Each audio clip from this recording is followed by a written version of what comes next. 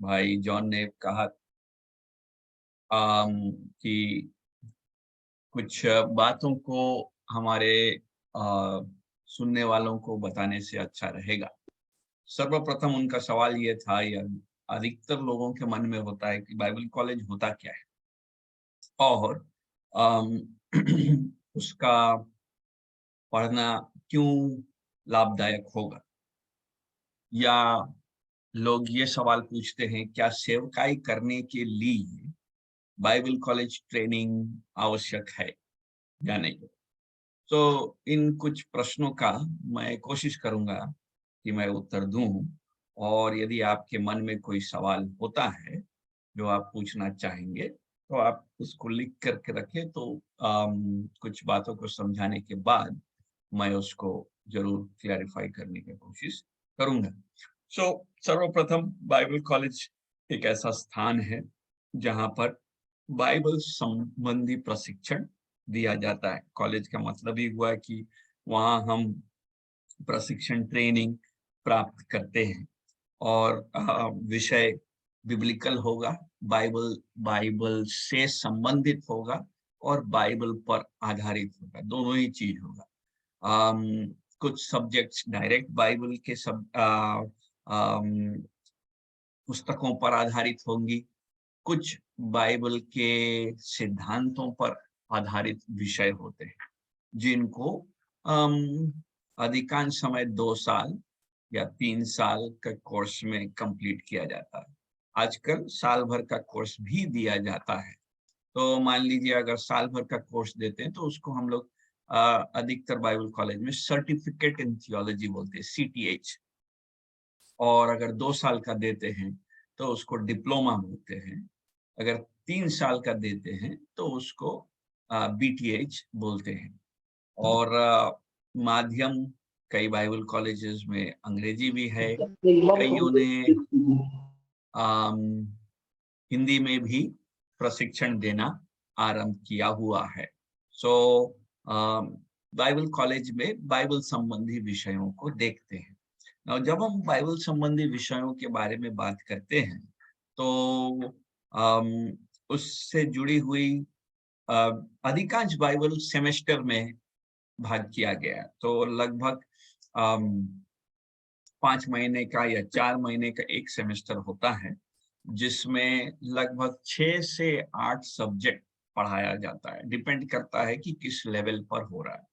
सो जैसे हमारे यहाँ लगभग 6 सब्जेक्ट्स को पढ़ाया जाता है एक सेमेस्टर में, और एक सेमेस्टर 4 महीने का पढ़ाई होगा, फिर 15 दिन का उनका परीक्षा होता है। तो लगभग 4.5 महीने का सेमेस्टर होता है, और उसके बाद जो समय बचता है उसमें उनका प्रैक्टिकल ट्रेनिंग होता है, जिसमें वो जा करके उस उन बातों को जितना उन्होंने सीखा है उसको प्रयोग में करते हैं। और यदि विषयों के बारे में बात करेंगे तो अलग-अलग विषय होते हैं। डिपेंड करता है कोर्स का अम, अ, अवधि कितना है। यदि मान लीजिए एक टिपिकल 2 साल का डिप्लोमा का कोर्स है, तो उसमें हम लगभग 2 साल में 24 से 26 सब्जेक्ट्स को पढ़ाते हैं, जो बाइबल संबंधी होता है। फॉर एग्जाम्पल आप नया नियम परिचय पढ़ेंगे, जो 2 भाग में बटा होता है। पुराना नियम परिचय होता है, थियोलॉजी पढ़ाते हैं, सिस्टमैटिक थियोलॉजी उसको बोलते हैं, जिसमें हम परमेश्वर के गुणों को और पर बाइबलीय संबंधी विषयों को थियोलॉजी के रूप में समझने की चेष्टा करते हैं कि सिद्धांतों को कैसे समझा जाना चाहिए, और ये सिद्धांत बाइबल से उभर कर आते हैं, इसलिए उसको थियोलॉजी कहते हैं। थियो का माने होता परमेश्वर, लॉजी यूनानी शब्द है, का माने होता स्टडी ऑफ, यानी कि हम परमेश्वर के विषय पर ध्यान दे रहे हैं। तो स्टडी ऑफ गॉड जिसको बोलेंगे, थियोस का माने होता है परमेश्वर। एनीवे, सो थियोलॉजी 4 सेमेस्टर होगा। उसके बाद मिशन संबंधी कोर्सेज होते हैं। कलीसिया इतिहास, आज हम 2023 में हैं, और कलीसिया का प्रारंभ से कैसे आरंभ हुआ।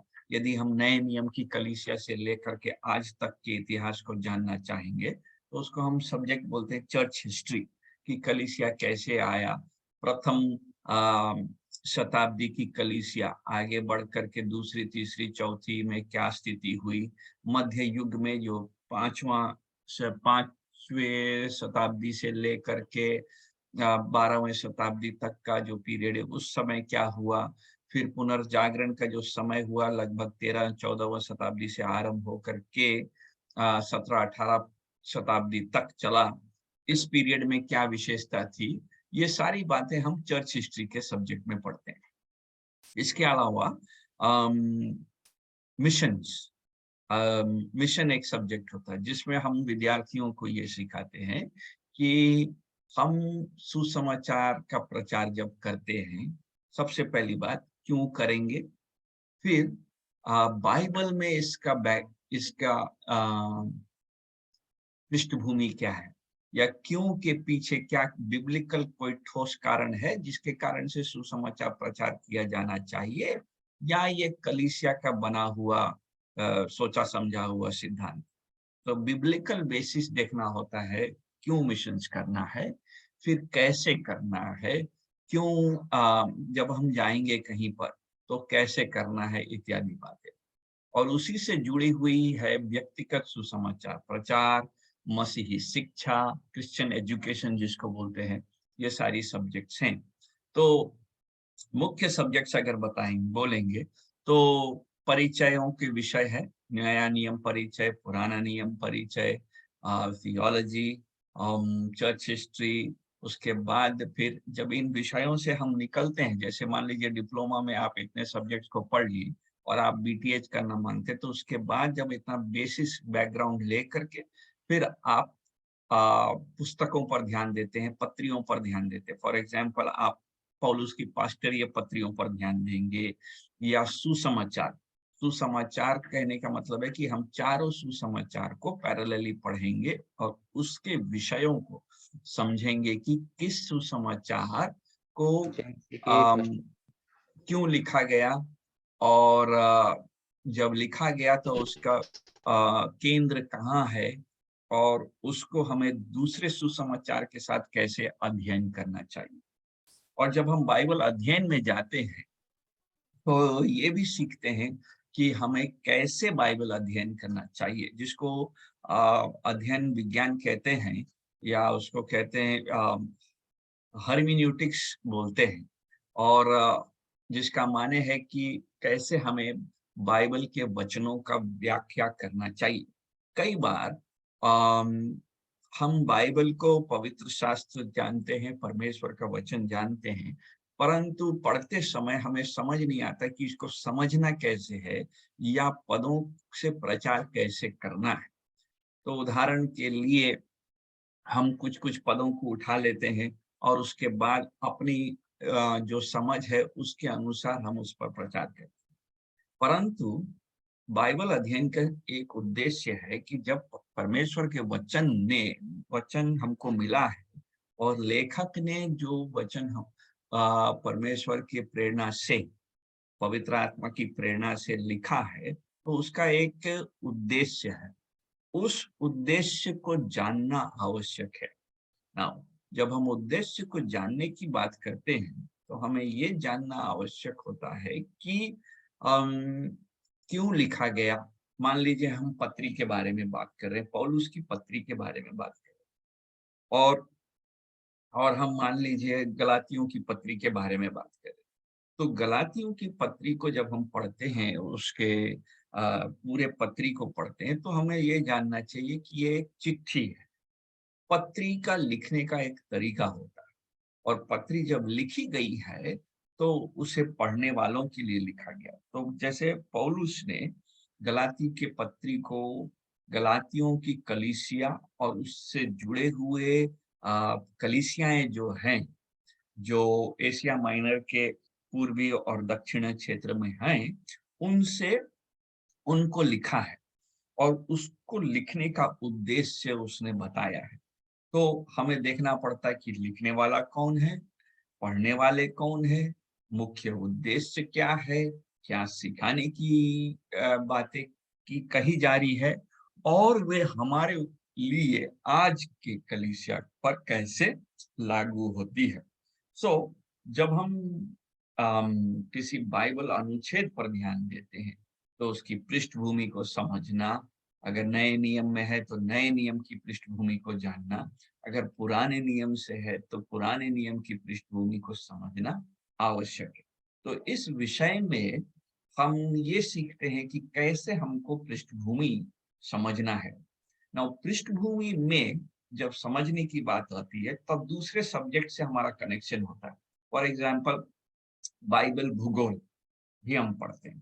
तो बाइबल भूगोल में हम पुराने नियम के जगत, नए नियम, जब जगत बोलते हैं तो पुराना नियम किस एरिया में छुपा है, फैला है, उस समय का समय काल क्या चल रहा है, लोगों के समाज में क्या चल रहा है, इसको भूगोल के अंतर्गत देखते हैं। फॉर एग्जाम्पल अगर हम अब्राहम की यात्रा देखेंगे, अब्राहम, परमेश्वर ने उसको बुलाया और उसके बाद अब्राहम कहाँ-कहाँ से होकर के गया और फिर इस्राएली समाज बनी कैसे, वे फिर मिस्र देश में जब थे और उसके बाद वहां से निकल करके जब कनान में पहुंचे, उसी वो यात्रा कहाँ की और कनान देश फिर धीरे धीरे इसराइल में कैसे कन्वर्ट हुआ नया नियम के समय काल तक में। जब हम नया नियम में आते हैं तो हम ये जानना मांगते हैं कि ये नया नियम जगत कैसा है, उसमें पौलुस की मिशनरी यात्राएं कहाँ कहाँ से हुई। और जब नया नियम के जगत के बारे में बात कर रहे हैं तो हम ये जानना चाहेंगे कि यीशु मसीह का समय काल कैसा रहा है और पौलुस का समय काल कैसा रहा है, क्योंकि यीशु मसीह का समय काल पौलुस के समय काल से कम भी 30 से 50 साल का अंतर होगा। तो उस अंतर में क्या बदलाव आया होगा और कैसे उसका रोमी साम्राज्य के हिसाब से सुसमाचार प्रचार की बढ़ती में ये लाभदायक था या रुकावट का कारण था। ये हमको 2-3 सब्जेक्ट को पढ़ने से, नया नियम परिचय साथ में पढ़ते हैं, भूगोल साथ में पढ़ते हैं, कलीसिया इतिहास सब में पढ़ते हैं। तो इन सारे विषय जब को हम पढ़ करके जब अपना तैयारी करने बैठते हैं कि हमको अब संदेश सुनाना है, तो ये सारे विषय के बैकग्राउंड से हमको ज्ञान प्राप्त होता है। तो इसको लागू करते हैं और बाइबल कॉलेज के करिकुलम यानी कि उसका सब्जेक्ट बनाना इसी तरह से होता है कि विद्यार्थी को अम, इन सारे पृष्ठभूमि के सब्जेक्ट से उसको लाभ मिले और तब वो जब वचन की को अपने से स्टडी करे या इवन प्रचार करे, तैयारी करे और सेवकाई में प्रयोग करे तो उसको उसका लाभ मिलना चाहिए। नाउ इससे भी जुड़ी हुई और भी सब्जेक्ट्स होती हैं, जैसे फॉर एग्जांपल अगर आप बीटीएच में जाते हैं तो आपको कलीसिया चलाने संबंधी विषयों पर भी ध्यान देना।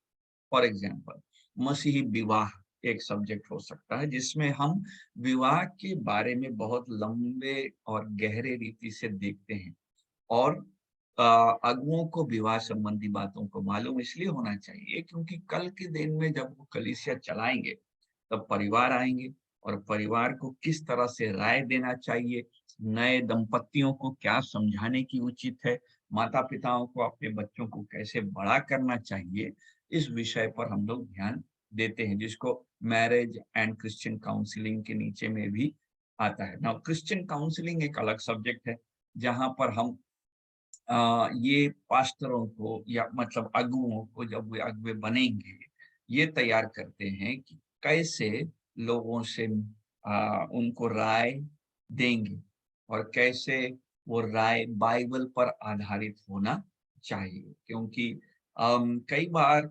सांसारिक दृष्टिकोण से यदि देखा जाए और नॉमिनल दृष्टिकोण से देखा जाए, तो कई बार हम लोग नैतिक राय देते हैं और ये अच्छा होगा, ये अच्छा नहीं होगा। परंतु आवश्यक यह है कि हम जब मसीह हैं तो हमारे सारे विचारधाराएं बाइबल पर आधारित होनी चाहिए। इस कारण से बाइबल का अध्ययन करना आवश्यक है। तो इन सारी बातों को करने के लिए क्या बाइबल कॉलेज जाना ही होगा?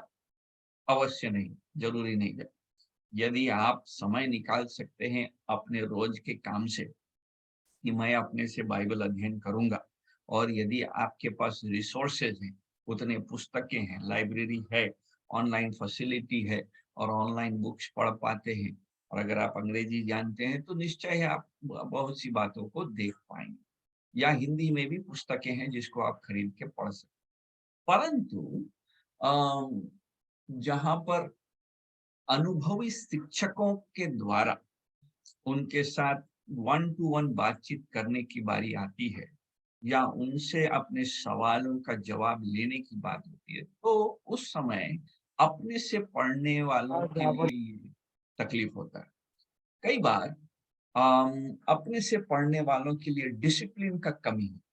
आजकल ऑनलाइन प्लेटफॉर्म्स में बाइबल कॉलेज बाइबल के विषयों को पढ़ाया जा रहा है, निसंदेह, और डिजिटल प्लेटफॉर्म होने के कारण से लोग उसका लाभ उठा रहे हैं। अम, तो निश्चय ऑनलाइन से भी पढ़ा जा सकता है, अगर मटेरियल मिलता है आपको और लोग समय दे करके पढ़ाने में उत्सुक हैं, और आप अपने इंडिपेंडेंटली डिसिप्लिन में, अनुशासन में रह करके, अनुशासन इन द सेंस कि आप डेली 2 घंटा 3 घंटा देने के लिए तैयार हैं। आप डेली शाम को आकर के वचन को पढ़ेंगे, होमवर्क करेंगे, पुस्तकों को पढ़ेंगे, और आपके घर में ऐसा माहौल है जिसमें आपको पढ़ने में असुविधा नहीं होगा, तब आप ज़रूर निर्णय ले सकते हैं।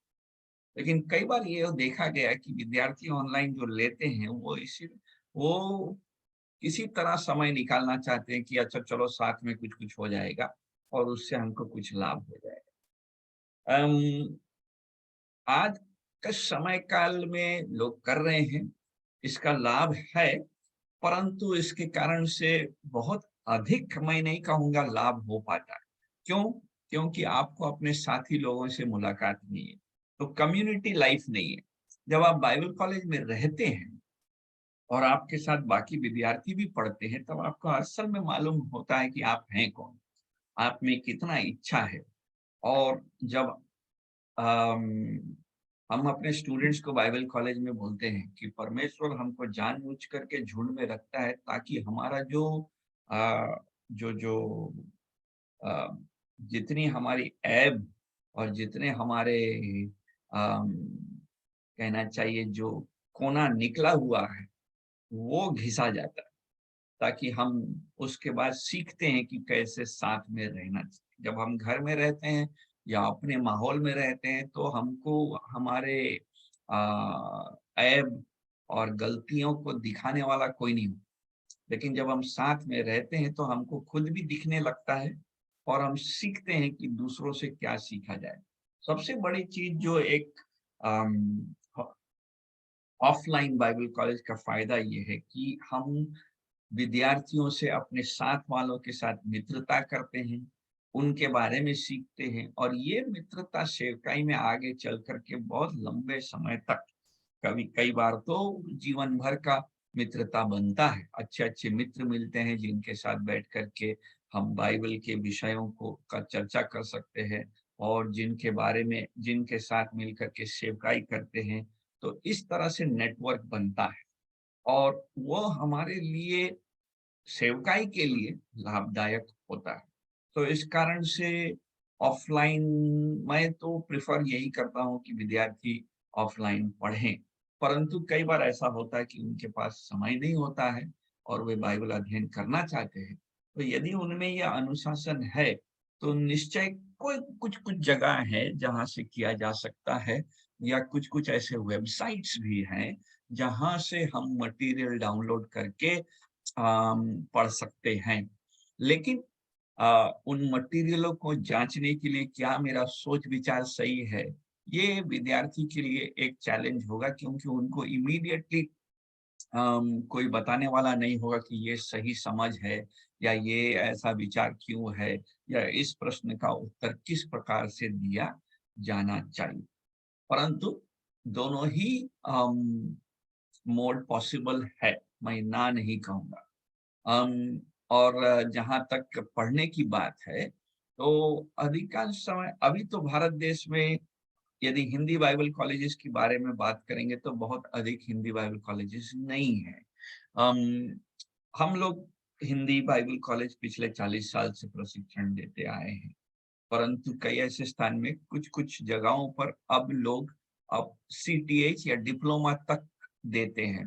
कई ऐसी जगह थे जहाँ पर हिंदी में बाइबल का बीटीएच भी होता था, लेकिन अब उनके पास पुस्तक नहीं होने के कारण से उन्होंने बीटीएच प्रोग्राम को रद्द कर दिया है और ये मान के चलते हैं कि सब कोई अंग्रेजी में ही बीटीएच करेंगे। अम, मेरे ख्याल से ये आइडिया अच्छा भी है और खराब भी है, क्योंकि निश्चय हमारे पास थियोलॉजिकल किताब तो कम है हिंदी में, जिसको लेकर के रुकावट होता है।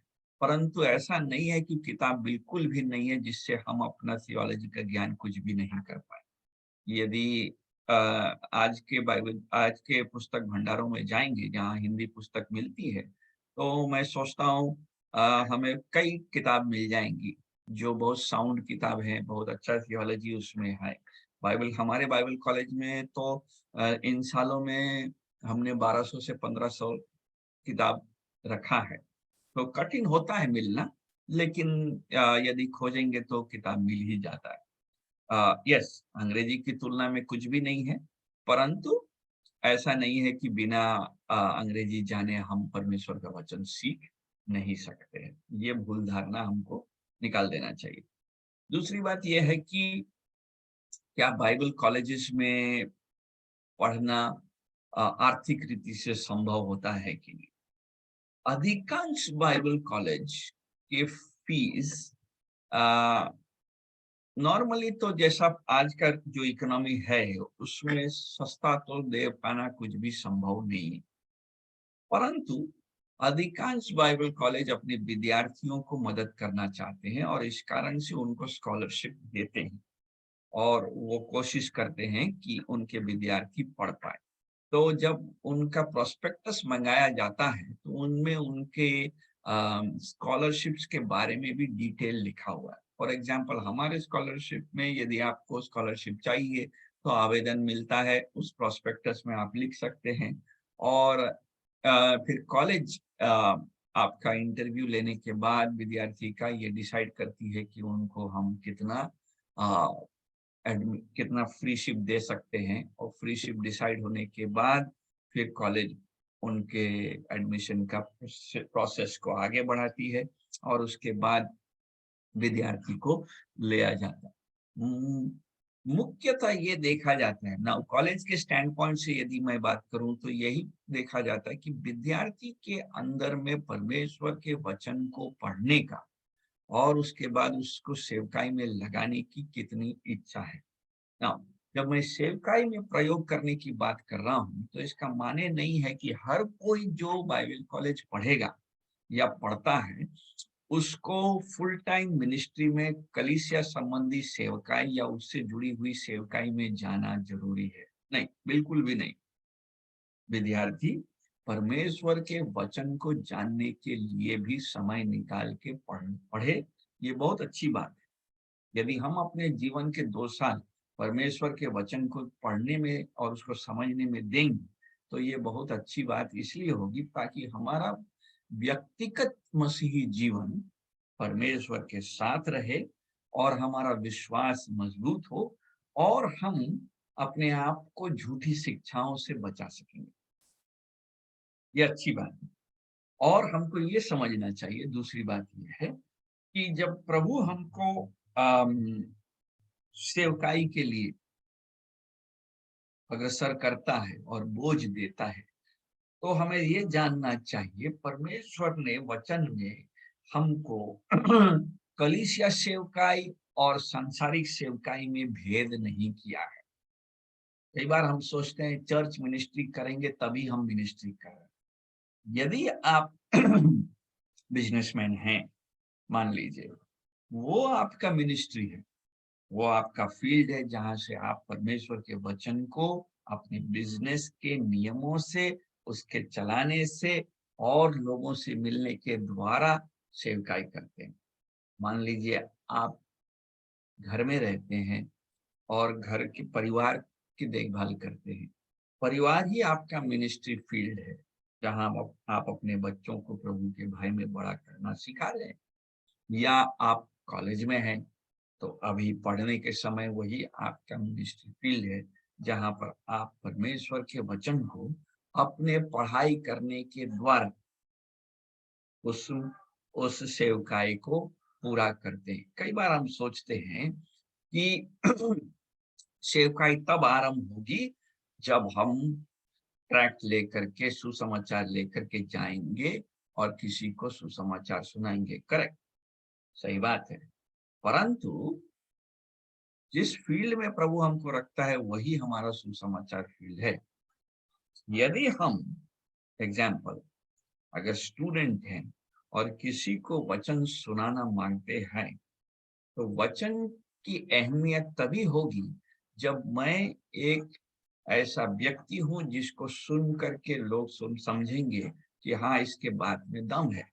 नाउ, अगर मैं क्लास में लास्ट आने वाला व्यक्ति हूं, तो नॉर्मली अधिकांश लोग यही सोचेंगे कि अगर ये व्यक्ति स्वयं लास्ट आता है, तो इसकी हर बात का कोई वैल्यू वास्तव में नहीं है, क्योंकि उसने अब कहीं पर भी अपना नाम या मकाम पर ये पहुंचा नहीं है।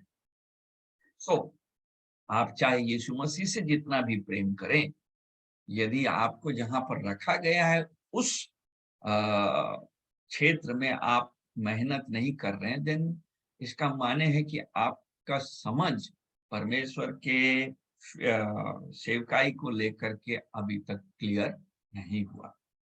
उसको क्लियर कर लेना चाहिए और ये जानना चाहिए कि सेवकाई केवल क्रिश्चियन मिनिस्ट्री, चर्च मिनिस्ट्री नहीं है, बल्कि जहां प्रभु हमको रखता है वही सेवकाई का स्थान है। सो बाइबल कॉलेज में रहने से हम इस बात को भी सीखते हैं। इसलिए हमारे कॉलेज में हम विद्यार्थियों को प्रोत्साहित करते हैं कि जिस जिस दिशा में परमेश्वर उनको बुलाता है उसी में वो जाएं। इसलिए हर कोई सेवक नहीं बनता है। कुछ लोग बिजनेसमैन बनते हैं, कुछ लोग वापस अपने गांव में वापस जाते हैं, खेतीबाड़ी करते हैं और खेतीबाड़ी करने के द्वारा जब समय निकालते हैं तब सेवकाई में निकलते हैं। कुछ लोग कलीसिया की जिम्मेदारी को निभाते हैं, कुछ लोग घर में रह करके करते हैं। जो अलग अलग लोगों को अलग अलग प्रभु बुलाहट देता है। मुख्यतः ये देखने की आवश्यकता है कि जिस बुलाहट से प्रभु हमको बुलाता है उसके अनुसार हम काम कर रहे हैं या नहीं, ये महत्वपूर्ण है। सो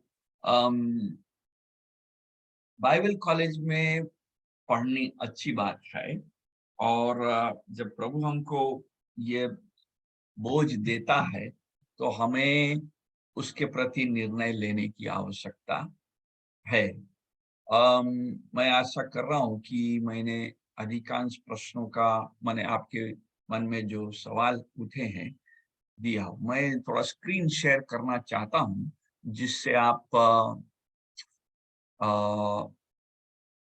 बाइबल कॉलेज के विषय में जान सकेंगे। ग्रेस बाइबल कॉलेज के बारे में मैं आपको थोड़ा बताना चाहता हूँ।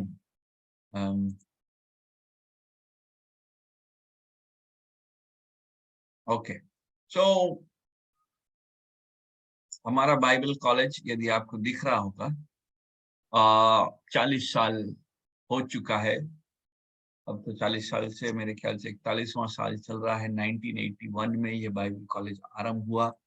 प्रभु ने रेवरेंड सिरिल पीटर्स को यह बोझ दिया कि हिंदी क्षेत्र के लोगों के लिए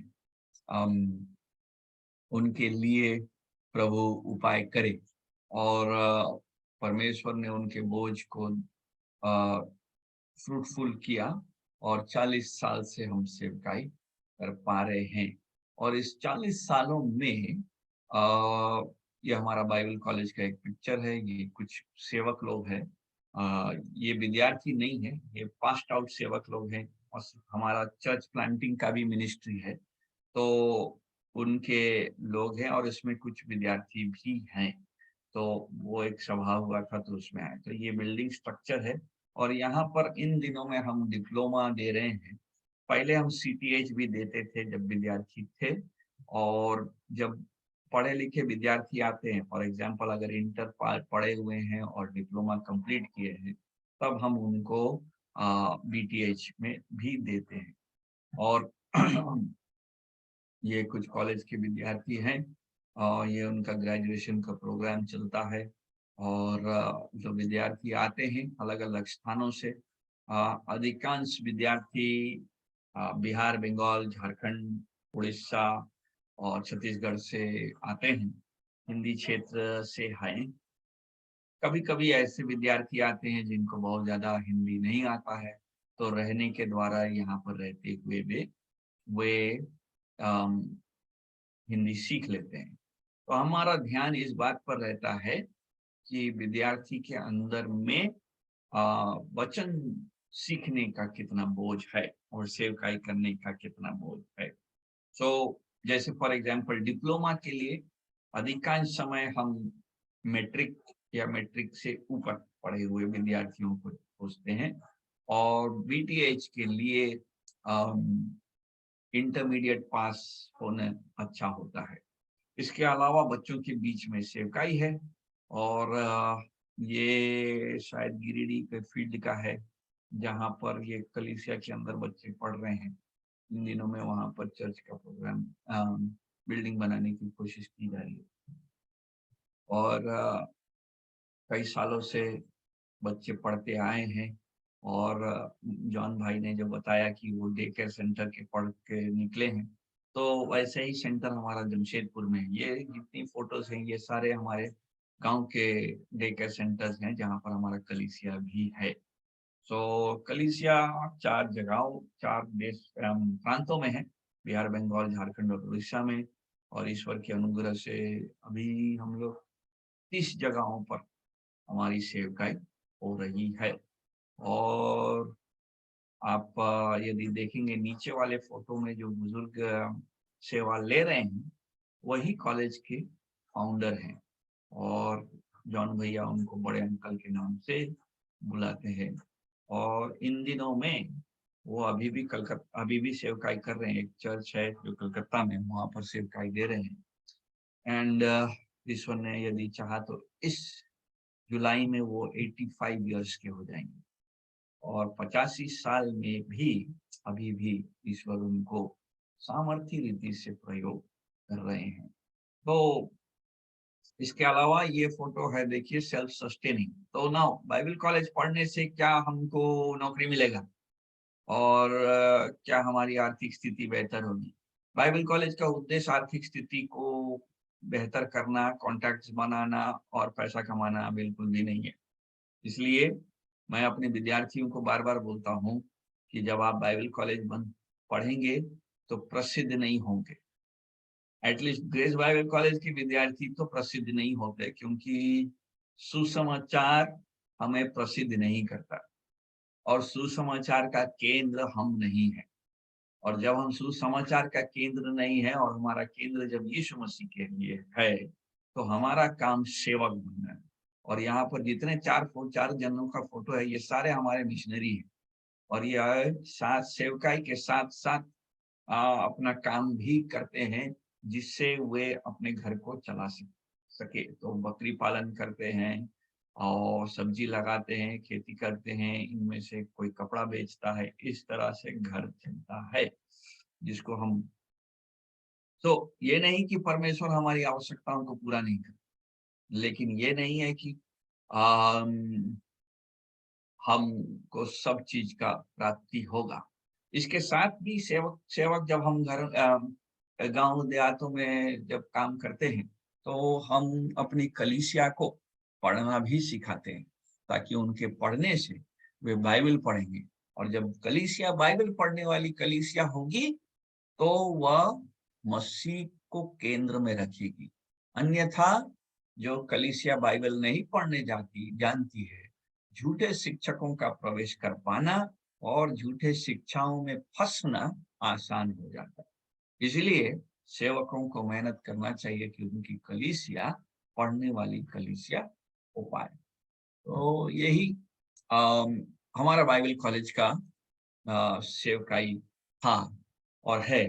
अब प्रभु की अनुग्रह से यही कार्य को करते हुए 40 साल हो चुके हैं। और लेट्स सी, बाकी और कोई सवाल मैं सोचता हूँ, यदि अभी कोई सवाल है तो हम आपका उत्तर दे सकेंगे। Okay, thank you so much भैया।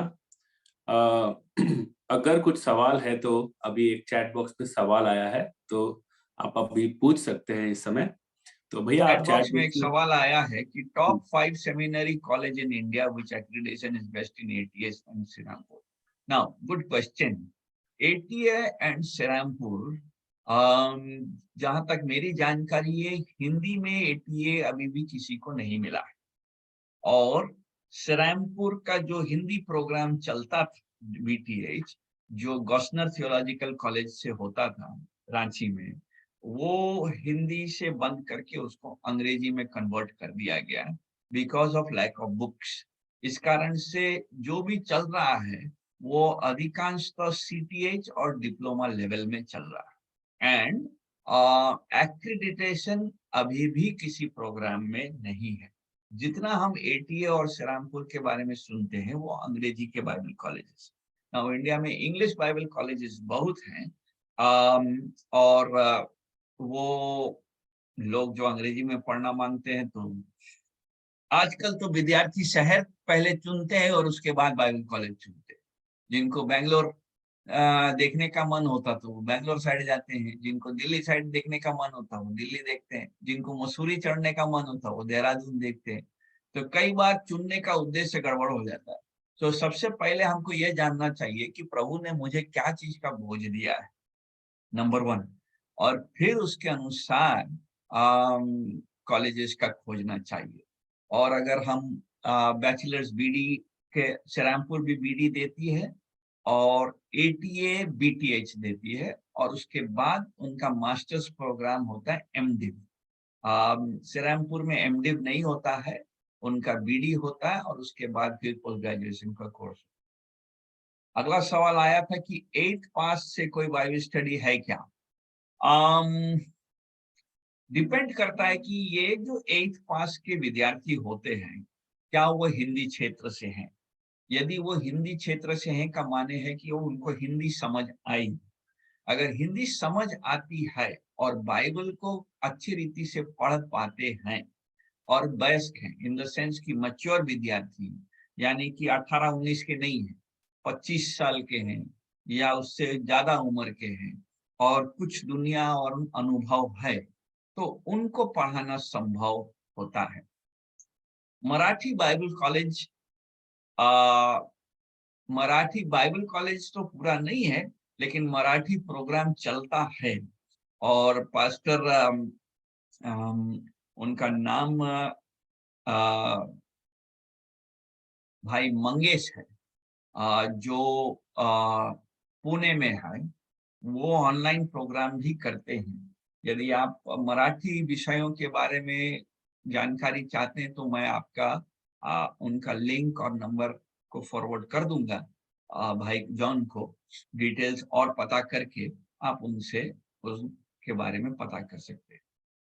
बंगाली में कोई बाइबल कॉलेज है?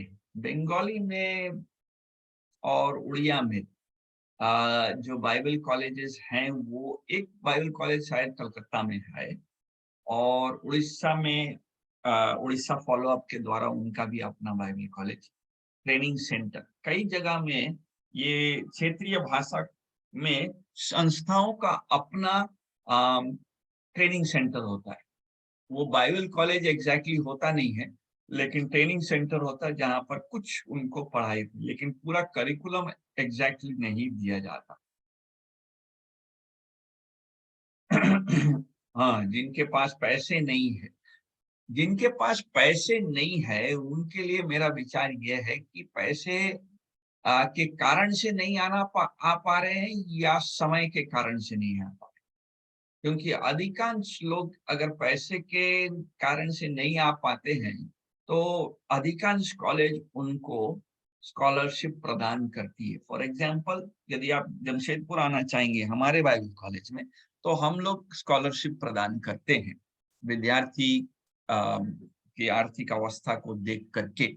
इनफैक्ट पिछले 40 सालों से कई विद्यार्थी, कहना चाहिए अधिकांश विद्यार्थियों को स्कॉलरशिप में ही पढ़ाया गया है। छत्तीसगढ़ में ट्रेनिंग सेंटर है सर, ये मैं कह नहीं पाऊंगा, मैं डाउट करता हूँ।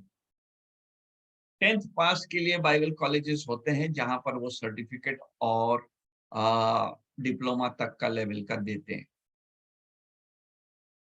इसलिए बंगाली में ऑनलाइन बाइबल स्टडी मैं नहीं सोचता हूँ। जो भी करते होंगे व्यक्तिगत लेवल पे करते होंगे। Pastor, praise the Lord. Praise the Lord sir, बोलिए। Myself Shaul Gaikwad. I am from Mumbai. Okay Actually, मैं जब हिंदी बाइबल पढ़ता हूँ, मैं जी। पिछले दिनों में 6 मंथ से मैं सिस्टर और जीजू के वहाँ था, जी जिन्होंने बाइबल ट्रेनिंग किया है अपना इटारसी से, पास्टर मैथ्यू के थॉमस, यू नो। अच्छा जी उन्होंने वहाँ से बाइबल ट्रेनिंग किया है, अच्छा परंतु वहाँ पे भी हिंदी ही बाइबल ट्रेनिंग लिया जाता था। राइट मैं तो बहुत छोटा था पास्टर, और मेरे पिताजी जो थे नागपुर में से चंद्रकिशोर गायकवाड़। ओके जी बोलिए, मैं सुन रहा हूँ। परमेश्वर में उन्होंने अपना चले गए, अभी वो हमारे बीच में नहीं है, प्रभु में है वो। भैया आपका कोई सवाल है तो आप जैसे कि पूछिए। बस थैंक यू बताने के लिए, बहुत धन्यवाद। कोई सवाल है तो आप पूछ सकते हैं, या और किसी का कोई सवाल है तो। मैं ये जानना चाहता था पास्टर कि मैं जब हिंदी में बाइबल पढ़ने की कोशिश करता हूँ, मतलब लगभग 10 दिन हो गए मैं हिंदी में ही बाइबल पढ़ रहा हूँ, लेकिन हिंदी में जब बाइबल पढ़ने की कोशिश कर रहा हूँ, हिंदी में शब्द वो जो होते हैं वो कठिन होते हैं पास्टर, तो वो समझने के लिए आप कुछ कर सकते हो क्या? क्योंकि हिंदी में बाइबल पढ़ने के बाद में पास्टर बहुत सा शब्द जो होते हैं वो समझ में नहीं आता है पास्टर, इसलिए मैं मराठी में ज्यादा प्रिपेयर करता हूँ। करेक्ट, और बिल्कुल। मराठी रिसोर्सेज हैं, मराठी पुस्तकें भी हैं और मराठी बाइबल्स भी हैं। मैं, जैसे कि मैंने आपको कहा कि मैं पास्टर आयरम का आपको नंबर फॉरवर्ड करूंगा, वो आपको, या पास्टर अर्पण भी है, उनके नंबर को फॉरवर्ड करूंगा, तो वो आपको निश्चय सहायता करेंगे। एंड मैं इन दोनों भाइयों का नंबर, पास्टरों का नंबर दे करके आपको आपको आपको जो मराठी में जो असुविधाएं हो रही हैं, हिंदी में जो असुविधाएं हो रही हैं, निश्चय उन लोग आपको मदद कर पाएंगे। तो हम कुछ करेंगे इसको लेकर के, नॉट टू वरी। या thank you very much pastor. जी okay, thank you so much. कोई और सवाल है जो जरूरी है तो आप पूछिएगा, चैट जो बॉक्स में भी आप माइक ऑन करके भैया भी बोल सकते हैं। भैया मेरा सवाल ये है कि मैं सेवा सेवा भी करता हूँ, नौकरी भी करता हूँ और बच्चे भी हैं मेरे पास। बिल्कुल बिल्कुल, मैं समझ गया भाई। हाँ ठीक है, तो तो तो सर अम, बाइबल मुझे करनी है, और इस वजह से हमको, आप जानते फील्ड में मिनिस्ट्री में उठना तो मार्कशीट होना, और अ, वचन को पढ़ के अच्छे से कर पाए तो कॉलेज करना, बाइबल कॉलेज करना। राइट। तो ऑनलाइन देखिए, फॉर एग्जांपल हिंदी में अगर ऑनलाइन ट्रेनिंग करवाना है, मतलब वो उतना अवेलेबल हिंदी में उतनी अच्छी रीति से आई नहीं है। लोग जी कर सर। रहे हैं, कोशिश कर रहे हैं, कुछ कुछ एक आध सब्जेक्ट देते हैं, लेकिन अभी भी वो ठीक से मैं नहीं कहूँगा हो पाया है। मैं ये कहूँगा कि ऑनलाइन रिसोर्सेस पर ध्यान दें पहले, कि क्या अवेलेबल है हिंदी में जिसको जी पढ़ने से लाभ होगा। फॉर एग्जाम्पल, एक वेबसाइट है जिसका नाम है third millennium. Third millennium Hindi करके आप लिखिएगा तो वहां पर आपको हिंदी के रिसोर्सेज बहुत मिलेंगे और वहां पर थियोलॉजी के सवाल, नया नियम परिचय के सवाल, पुराने नियम परिचय, कलीसिया इतिहास के जैसे विषयों को लेकर के कई पेपर्स लिखे गए हैं। उनको पढ़िएगा तो निश्चय आपका ज्ञान उस विषय पर बढ़ेगा। इस बीच में जब आपको पता लगता है कहीं पर शॉर्ट ट्रेनिंग्स हो रहा है, 15 डे का कुछ हो रहा है, तो उसको अटेंड कीजिए। लेकिन अगर आप पूछेंगे कोई सिस्टमैटिक तरीका से ऑनलाइन कहीं हो रहा है क्या, तो अभी तो बहुत सीमित है।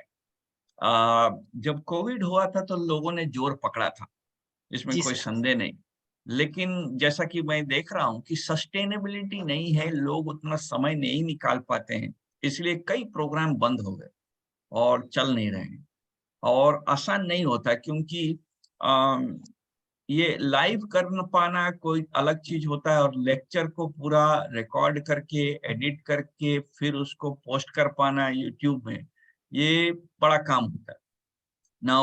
उसके लिए पढ़ाने वालों के लिए उतना समय और उनकी जानकारी में थोड़ा सा तकलीफ होता है। इस कारण से मैं आपको सजेस्ट करूंगा कि पहले जो हिंदी मटेरियल्स हैं, और हिंदी पुस्तक बहुत हैं अभी, अच्छे पुस्तक हैं जिनको पढ़ने से आपका जो थियोलॉजिकल अंडरस्टैंडिंग है वो बहुत बढ़ेगा। सो मैं आपको प्रोत्साहित करूंगा कि आप thirdmillennium.org के हिंदी वाले साइट पे जाकर के उनके जो आर्टिकल्स हैं उस पर थोड़ा सा पढ़िए और फिर चर्चा कर सकते हैं हम फिर। इस शॉर्ट टर्म बाइबल कॉलेज कैसे हो सकता है? Good question. Short term Bible अध्ययन का भाई शॉर्टकट कुछ है नहीं एक्चुअली। कई विद्यार्थी आते हैं, हमको 3 महीना में कुछ सिखा दीजिए, हमको 6 महीना में कुछ सिखा दीजिए, हमको साल भर में कुछ सिखा दीजिए। मैं ये विचार रखता हूं कि आप 3 महीना 6 महीना में कुछ नहीं सीख सकते। होता क्या है ना, 3 महीना में या 6 महीने में आप शॉर्ट टर्म में क्या सीखेंगे? एक परिचय ही सीखेंगे, बल्कि परिचय को भी अच्छा से जब सीखने जाएंगे तो वो भी ज्यादा नहीं पता लगेगा। तो होगा क्या कि हम कुछ ऊपरी ऊपरी बातों को, जो जो कई ऐसे संस्थाएं हैं जो ऐसा कोर्सेज रन करते हैं और लोग आते हैं बोल कर कि अरे मेरे पास बिल्कुल समय नहीं है इसलिए हम आपको केवल 6 महीना टाइम। ये गलत सोच है। समय नहीं है नहीं, उन्होंने प्लान सही नहीं किया है, इसीलिए उन्होंने अपने लिए उतना टाइम नहीं रखा। अगर आप प्लान करेंगे तो आपके पास समय होगा। कितना व्यर्थ समय घर में बैठ के चला जाता है। तो तो 3 महीना में सीख करके कुछ निकल जाना मानते हैं। तो 3 महीना का सीखा हुआ आदमी जब फील्ड में जाता है तो अधिकतर समय वो आधा अधूरा ही प्रचार करता है, क्योंकि गहरी बातों को उसने समझा ही नहीं है, या उसका बैकग्राउंड ही अभी तक नहीं आया है जिससे वो अपने आप को तैयार करके आए तब कुछ करे। 3 महीना 6 महीना उनके लिए अच्छा है जो पहले सेवकाई में हैं, कुछ लेवल पढ़ चुके हैं, कुछ सर पुस्तकों को पढ़े हैं। तब बोलिए। सर मैं 20 साल से प्रभु की सेवा में हूँ। ओ वेरी गुड। पास्टर साहब के साथ अधीनता में रहा अच्छा। सर। हाँ, राइट। और फील्ड में भी बहुत अच्छा प्रभु की दया से अपनी बुलाहट के अनुसार मुझे यूज कर रहा है सर। कहाँ सर पर हैं बस आप? सर बनारस। अच्छा, very sir, good. Very Banaras good. Sir. Very good. और सर इस वजह से प्रभु ने बहुत अच्छा इस्तेमाल किया मुझे गांव में, शहर में। और बिल्कुल। जो और सिर्फ कमी सिर्फ है कि मार्कशीट नहीं है। हाँ, आपको और इस वजह से जो आप समझ रहे हैं कि जो फील्ड में पास्टर है वो कहते हैं तुम्हारे पास मार्कशीट नहीं है। और और हाँ, तो इस आपको उनको जवाब देना चाहिए कि मार्कशीट से सेवकाई का कोई लेना देना नहीं है। ओके। पहली बात थैंक यू तो सर। ये समझ लीजिए। जी मैं कैसे बहुत सिंपली में समझाऊंगा, क्योंकि कड़ा बोल दूंगा तो खराब लगेगा। स्वर्ग में हमको मार्कशीट नहीं दिखाना है, एकदम सर। ठीक है? बी वेरी क्लियर इस बात को लेकर के, नंबर 1। नंबर 2, मार्कशीट किसी के सेवकाई का परिचय नहीं है या प्रमाण भी नहीं। आपको हरदम मत्ती रचित सुसमाचार का और सुसमाचार में उस अनुच्छेद को याद रखना होगा जहां पर लोगों ने कहा कि हे प्रभु, मैंने तेरे नाम से बड़े बड़े काम किए। नाउ आप ये सोचो उस व्यक्ति का क्या होगा जिसने प्रभु के नाम को सोच करके बड़े बड़े काम किए, ये सोचते हुए कि वो सेवकाई कर रहा था। एंड एंड में प्रभु उसको कहे कि मैं तुमको पहचानता नहीं। तो इसका माने है the success of your ministry से जो मानवीय हम सफलता को देख करके हम यह ना सोचे कि मैं एक अच्छा सेवक हूं। Yes, yes. Now that goes, the same thing is for mark sheet also. मैं बीडी पढ़ा हूं, मैं एमडी पढ़ा हूं, मैं पीएचडी कर लिया हूं का माने नहीं है कि मैंने क्या कहूं, मैं बाइबल को जानता हूं या मेरे अंदर में प्रभु का भय है। नो, बिल्कुल भी नहीं। जो सेवक वास्तव में सेवा करता है वो अपने आप को निकम्मा ही समझेगा, Yes. क्योंकि ये हमारे बारे में है नहीं, ये यीशु मसीह केंद्रित सेवा है और हम उसके दास हैं। Yes. दास का माने गुलाम होता है। अभी मैं थियोलॉजी पढ़ाने लग जाऊंगा तो गड़बड़ हो जाए। तो और Yes. जब हम गुलाम बन करके सेवकाई करेंगे तो हमको मार्कशीट की आवश्यकता नहीं होगी भाई। ओके, और किसी का कोई सवाल है? लास्ट एक सवाल लेंगे, उसके बाद हम लोग प्रार्थना के साथ खत्म करेंगे। लेकिन उससे पहले भैया कुछ लोग पूछ रहे थे जी कि क्या बाइबल कॉलेज का एड्रेस क्या है? एक दो लोग कमेंट में पूछ रहे थे। Okay okay okay. तो बाइबल कॉलेज के एड्रेस के बारे में कहा गया नहीं है ना? मैं दिया नहीं क्या? नहीं, आप कुछ बताए नहीं है। ओके, हम लोग जमशेदपुर में हैं और यदि चैट बॉक्स में लिखना है तो मैं लिख देता हूँ। जमशेदपुर झारखंड में है। हाँ, अगर आप रांची से बोलेंगे तो 2.5-3 घंटा का रास्ता है। हाँ, और आप हमारे वेबसाइट में जाके देख सकते हैं, ग्रेस बाइबल कॉलेज जमशेदपुर। आप वेबसाइट में लिखिएगा, आपको मिल जाएगा वहां पर सारा डिटेल। और जानबूझ के मैं उसमें उस वेबसाइट में सब डिटेल्स नहीं दिया हूँ सरकारी कारणों से, लेकिन एड्रेस के बारे में वहां पर है जी। और भैया प्रोस्पेक्टस वगैरह भी आप मुझे दे दीजिएगा। प्रोस्पेक्टस अप्रैल महीना में निकलेगा। अच्छा, ठीक है, अप्रैल महीना में निकलेगा, वो सबको अवेल कर दिया जाएगा।